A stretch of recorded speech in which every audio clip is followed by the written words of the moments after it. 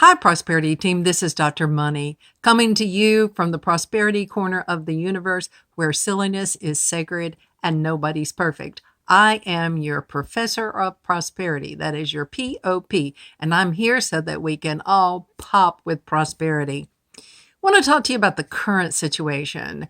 The finances, economies, and so forth all around the world are very flaky right now.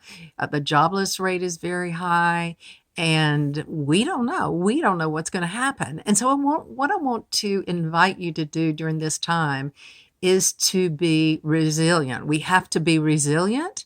We have to be flexible and we have to be creative because it could be that things hit us in the face as a person, as a community, as a world in ways that they've never hit us before.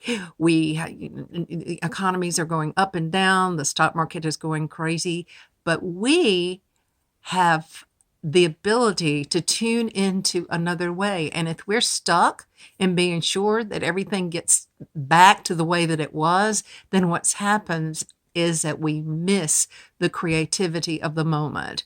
I used to study with someone who wrote a book about what would you do if all of the banks failed.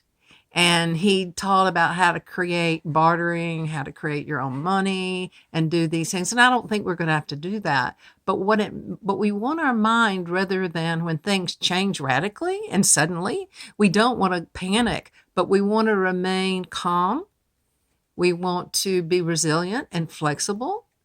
And most of all, we want to be creative. It's like, given the context of how things are, what can I do? Maybe listen to our higher guidance, to our intuition to see what it is that we need to do. Because I do believe that benevolence and good is always present in the universe and it's always present for us. But when we get locked in fear because circumstances change, then that's when we begin our downfall. Because as we contract, the universe contracts with us. It's like our contraction is closing the door to our good. And we can expand, we can be creative, we can be curious, we can be intuitive, even if things radically shift in ways that we've never seen before in our lifetime. Remember that maybe we're not at the end, maybe we're at the beginning, and the beginning can be exciting. The beginning can be a whole new slate.